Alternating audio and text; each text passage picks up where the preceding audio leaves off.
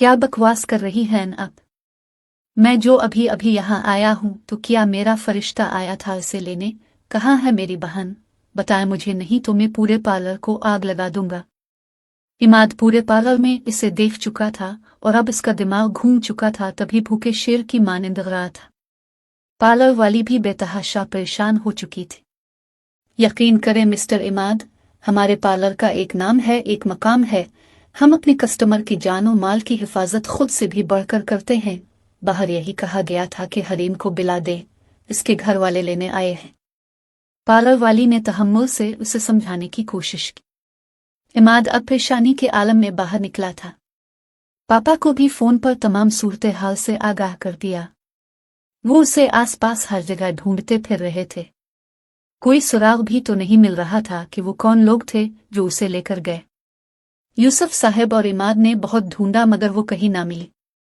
सलमा बेगम ने रू रू कर बुरा हाल कर लिया, मगर इनमें इतनी तो इंसानियत जिंदा थी कि वो अपनी बच्ची की परेशानी की वजह से किसी दूसरे की बच्ची को दुल्हन बनाकर यूं ही बैठा रहने को नहीं छोड़ सकते थे। इस सब में इस मासूम का क्या कसूर था? इमाद ने मना करना चाहा, मगर यूसुफ साहब ने सख्ती से हुक्म दिया कि वो लोग बारात लेकर लाजमी जाएंगे। तब वो लोग बारात लेकर गए और सादगी से अस्मा को रुखसत करवा लाए। बारात घर वापस आई। पूरे घर पर अजीब सुगवारियत फैल गई। यूसुफ साहब तो हाल से ही हरीम की तलाश में फिर से निकल गए थे। अब घर में चंद मेहमान और सलमा बेगम थी। इमाद अस्मा के पहलू में बैठा बेतहाशा बेचैनी से पहलू बदल रहा था कि तभी एक धीमी सी निस्वानी आवाज सुनाई दी। आप मेरी फिक्र मत करें, किसी की परवाह मत करें, जाएं हरीम को ढूंढे जाकर। अस्मा ने इसके कान में सिहर तारी किया। बहुत शुक्रिया अस्मा, इमाद ने नम आंखों से कहा और वहां से उठा।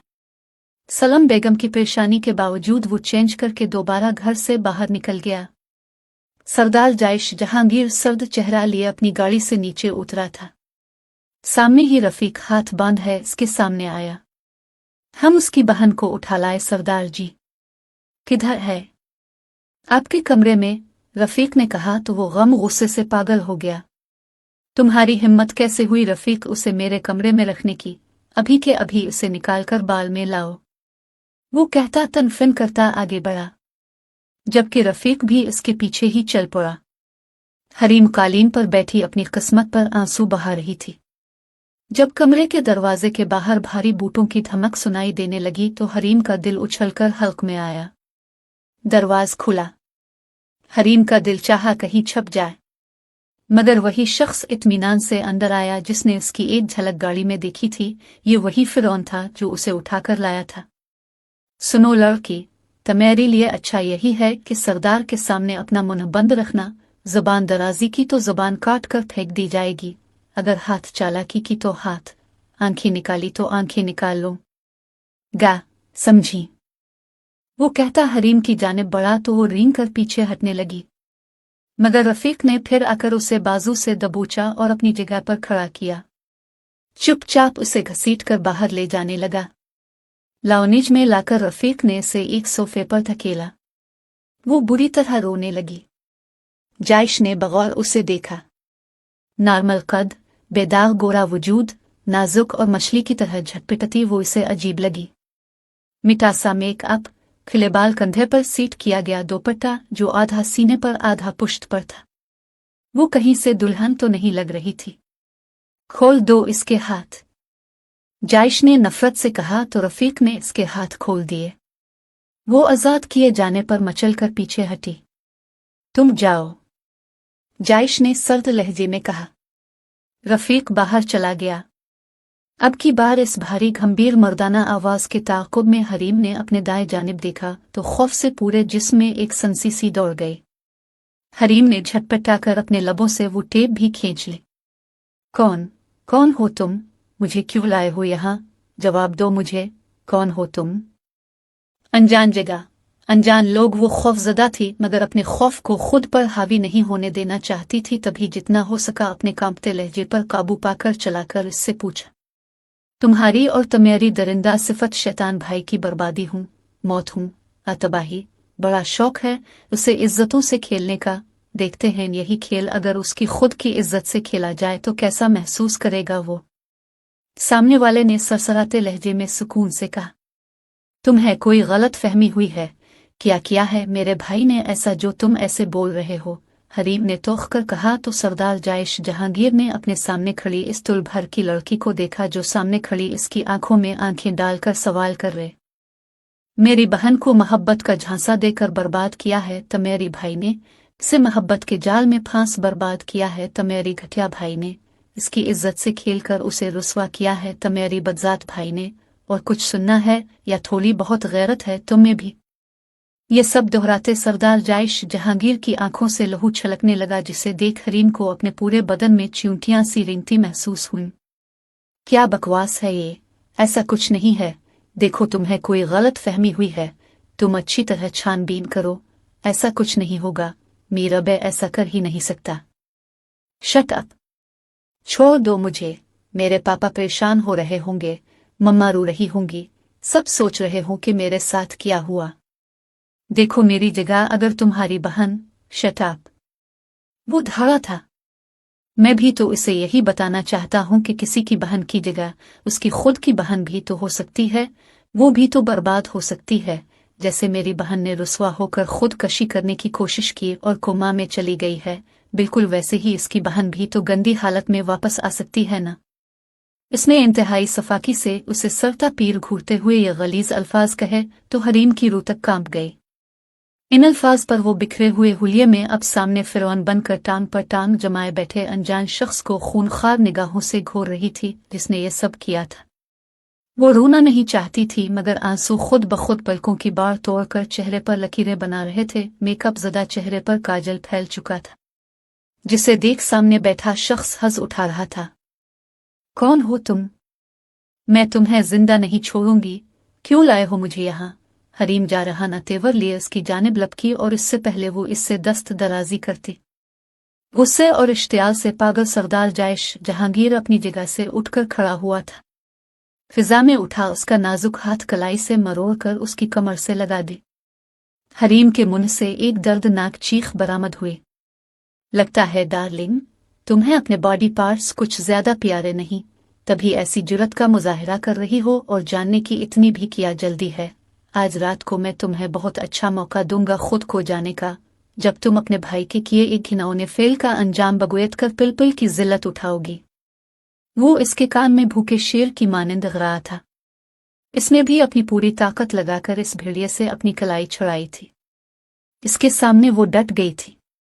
और जो मैं कब से बकवास कर रही हूं कि मेरा भाई ऐसा कुछ कर ही नहीं सकता, तुम्हें कोई गलत फहमी हुई है तो अक्ल के साथ तुम्हारी कुव्वत समात भी घास चरने गई है जो तुम्हें मेरी बात समझ नहीं आ रही। छोड़ दो मुझे। हरीम ने इसका गिरेबान झंझोड़ा था तब उसने पहली मर्तबा घुमाकर उसके चेहरे पर एक थप्पड़ जड़ दिया था। वो औंधे मुंह कारपेट पर गिरी थी। अपनी औकात में रहू लड़की सरदार जायश जहांगीर के गिरेबान तक पहुंचने की हिम्मत आज तक किसी ने नहीं की। ये तो मेरी भाई की हिम्मत थी कि वो इसकी इज्जत से खेल गया, और दूसरी तुम्हारी जो मेरे गिरेबान तक आ गई। अब देखना तो मेरी खानदान का तमाशा पूरी दुनिया देखेगी। वो उसे बाजू से घसीट कर चलने लगा। रुख अपने बेडरूम की जानिब था और हरीम ने बेसाख्ता जेर लब अपनी मौत की दुआ मांगी। छोड़ो मुझे, खुदा के लिए छोड़ दो, मैंने कुछ नहीं किया। वो जबरदस्ती फिर से उसे लिए सीढ़ियों के ऊपर चढ़ा था। सुनसान हवेली में उसकी सिसकियां गूंज रही थी। जायश ने इसे लाकर अपने बेडरूम के फर्श पर पहुंचा। वो बुरी तरह रोने और झटपटाने लगी। वो अपनी पूरी हिम्मत से दरवाजे की जानिब भागी मगर उसने फिर से इसे बाजू से दबोच कर बेड पर फेंक दिया। जब खुद पर आए तो क्या बच निकलना इतना ही आसान होता है। वो अपना कोट उतार कर एक जानिब उछालता बेड की जानिब बढ़ा। हरीम के आंसू थमने का नाम नहीं ले रहे थे। वो बेड पर अब पीछे की जानिब रेंगती बहुत बुरी तरह रो रही थी। जब उसे मुसलसल बेड की जानिब बढ़ते देख इसका दिल उछलकर हल्क में आया। इस जिंदान से बच निकलने का कोई रास्ता भी तो नहीं था। कोई है, बचाओ मुझे, खुदा के लिए बचाओ मुझे। वो हल्क के बिल चलाई तो जायश के चेहरे पर एक तमस्खुराना की मुस्कुराहट रेंगने लगी। मुझे तुम्हारी ये चीचुने, ये बेबसी, ये सिक्सकियां काफी सुकून दे रही हैं डार्लिंग, मगर अफसोस मेरे पास वक्त नहीं है जो ज्यादा इंजॉय कर सकूं। वो बेड की जानिब बढ़ा। हरीम तेजी से बेड की दूसरी जानिब उतरे। वो एक मर्तबा फिर दरवाजे की जानिब लपकी, तेजी से दरवाज खोलने की कोशिश की। ए दरवाज़ा अब तुम्हारी बर्बादी के बाद और मेरी मर्जी से ही खुलेगा डार्लिंग, इसने सुकून से कहा और उसे बाजू से दबोच कर पास बड़े सोफे पर फेंक। देखो, तुम्हें कोई गलत फहमी हुई है, इमाद भाई किसी के साथ ऐसा कर ही नहीं सकते। क्या नाम लिया तुमने अपने भाई का? एक टांग सोफे पर रखे और दूसरे से इसका बाजू डाल बोचे वो हल्का से इसके ऊपर झुका, अब लाल आंखों से इससे पूछ रहा था। इमाद यूसुफ, इमाद यूसुफ नाम है मेरे भाई का, इसीलिए तो बोल रही हूं कि जरूर तुम्हें कोई गलत फहमी। हा हा हा हा।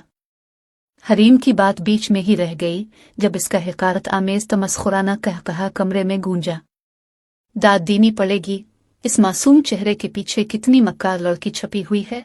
खुद को बचाने के लिए मक्कारी भरा गेम खेल रही हो मेरे साथ, इतनी शातिर हो कि अपने भाई का गलत नाम बता रही हो मुझे। वो गुस्से से पागल होकर कहते उसे बाजुओं से घसीट पर बेड पर फेंककर उसके ऊपर झुका था। इसने हरीम को दबोच रखा था और वो बुरी तरह चीख चला रही थी। अचानक उन चीखों में कुछ और जानी पहचानी चीचुने भी इसे सुनाई देने लगी। जायश के माथे पर पसीने के कतरे नमूदार हुए। एक वहशत सी थी जो दिल और दिमाग पर तारी हो गई। बदले की आग में जायश ने पूरी ताकत से इसका गला दबोचा। वो सुर्ख चेहरा लिए बुरी तरह खांसने लगी और हाथ पैर चलाने लगी। हरीम ने इसका गिरेबान दबोच लिया। ये तो सरदार जायश जहांगीर जानता था कि इसका ऐसा कोई गलीज इरादा सिरे से था ही नहीं।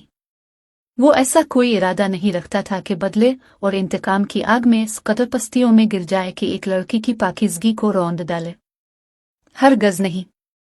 वो बस उसे खौफजदे करना चाहता था ताकि वो आगे जाकर उसकी हर बात माने।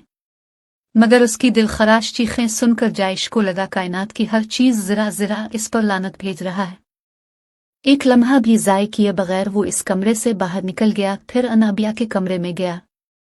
कमरे की बालकोनी का दरवाज खोलकर वो बाहर निकल आया और गहरे गहरे सांस भरकर अपने अंदर की इस जलन और घुटन को कम करने की कोशिश करने लगा, जिसने सीने में एक जवार भाटा सा लगा दिया था। ये उसकी फितरत नहीं थी, ये उसकी तरबियत भी नहीं थी। माजी जायश का बहुत अच्छा पढ़ा लिखा घराना था। वो और अनाबिया अपने वालिदैन के लाडले चश्म और चराग थे। सरदार आलम जहांगीर का घराना काफी मजहबी और नफीस था। वो खानदानी जमींदार थे। जायश ने अपनी तालीम पंजाब यूनिवर्सिटी से ही हासिल की थी। आला तालीम के बावजूद इसने अपने बाबा की ख्वाहिश पर जमींदारी में ही दिलचस्पी ली। सरदार आलम जहांगीर ने दौरान तालीम जायश की मंगनी अपनी भतीजी से की। पहले तो ये रिश्ता पूरी तरह अरेंज था, मगर फिर इस रिश्ते की नज़ाकत की वजह से जायश की फिजा में दिलचस्पी बढ़ने लगी और वक्त के साथ ये दिलचस्पी पसंदीदगी में बदल गई। वो एमए एग्रीकल्चर के लास्ट सेमेस्टर चल रहे थे जब एक नागहानी कार एक्सीडेंट में आलम साहिब और मिसेस आलम इस दुनिया फानी से कोच कर गए। जायश ने बड़ी मुश्किल से खुद को और अनाबिया को संभाला था। अनाबिया इससे 8 साल छोटी थी और अभी टीनत में ही तो थी। तब इसने अनाबिया को माँ बाप दोनों का ही प्यार दिया। किसी भी हादसे को भुलाने के लिए वक्त सबसे बड़ा रहम होता है। 2 साल बाद जायश ने अनाबिया की जिद पर फिजा को शादी का पैगाम भेजा, मगर 2 साल धचका जायश को तब लगा जब एन शादी वाले दिन फिजा ने जायश के साथ शादी से इनकार करते हुए अपने कोर्ट में कैसे निकाह के पेपर सबके सामने पेश कर दिए। इसके बाद वो बिल्कुल टूट गया था, मगर इस टूटने के बाद जब उसने खुद को जोड़ा था तो पत्थर का ही बना दिया था ताकि फिर से उसे कोई तोड़ न पाए। अनाबिया ने एमएससी मुकम्मल किया और उसके बाद अपनी दिलचस्पी के मुताबिक एक प्राइवेट स्कूल में एक जॉब करने लगी।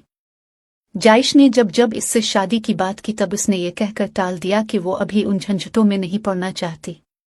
वो एक पढ़ी लिखी बाशऊर बातमाद लड़की थी। जायश को इस पर पूरा भरोसा और एतमाद था। उसने कभी ऐसा मौका ही ना दिया कि जायश को इससे कोई शिकायत होती, मगर वो किसी की शातिराना साजिश का शिकार हुई थी। कोई नहीं जानता था कैसे, मगर एक दिन जब हवेली से ड्राइवर उसे लेने गया तो वो स्कूल मौजूद नहीं थी। सब बच्चे और स्टाफ जा चुके थे। ड्राइवर ने जायश को इत्तला दी। अनाबिया ने जायश को आखिरी फ़ोन कॉल की थी जिसमें वो बेतहाशा रो रही थी और ये कहा था कि इसकी कोलीग फैज़ान ने इसे धोखा दिया है, इस धोखे ने इसे बर्बाद किया है। ये चंद अल्फाज वो बोल सकी और फ़ोन कट गया। तब जायश इससे पहले अनाबिया की तलाश में निकलता इसको फ़ोन पर इत्तला मिली कि अनाबिया का एक एक्सीडेंट हो गया है। वो भागम भाग हॉस्पिटल पहुंचा था। हादसे पर मौजूद लोगों ने बताया था कि वो लड़की जानबूझकर बहुत अचानक ट्रक के सामने आई थी। इसके मेडिकल के बाद ये साबित हो गया कि वो बर्बाद हो चुकी है। जायश की दुनिया अंधेरा हो चुकी थी। अनाबिया मौत के मुंह तक गई। सर पर चोट लगने की वजह से वो कोमा में चली गई। जब जायश को अनाबिया की जानिब से थोड़ी तसल्ली हुई कि वो खतरे से बाहर है तो इसने उसके मुजरिम को तलाश करने की कोशिश की, मगर वो तब तक मंजर से गायब हो चुका था। जायश ने इस पर केस नहीं किया क्योंकि ना कोई गवाह ना सबूत। वो आसानी से बच निकलता। स्कूल रिकॉर्ड्स में से इसके घर का पता चला, ये भी कि इसकी एक बहन है। वो इससे ऐसा इंतकाम लेना चाहता था कि इस दरिंदे की रूह कांप जाए। तभी वो इसकी बहन को उठवा चुका था और अब दुश्मन की तड़प का तमाशा देखने का वक्त था तो इसका ज़मीर उसे यूं मलामत करने लगा था, मगर उसने सोच लिया था वो पीछे नहीं हटेगा। इसकी बहन से निकाह करके उसे 1-2 दिन अपने पास रखकर तलाक देकर वापस भेज देगा। यही इसका मकसद था। अब वो अपने इरादे पर डट गया था। तभी बालों में हाथ फेरता नीचे लाओनिज में आया रफीक। इसकी गिरफ्तार आवाज पर रफीक किसी कोने से निकलकर तेजी से सामने आया। जी सरदार जी, जो हुक्म दिया था वो बंदोबस्त करो, उसने सख्त से लहजे में कहा। जो हुक्म सरकार, रफीक कहता बाहर निकल गया। जायश लाओनिज के सोफे पर लेट गया।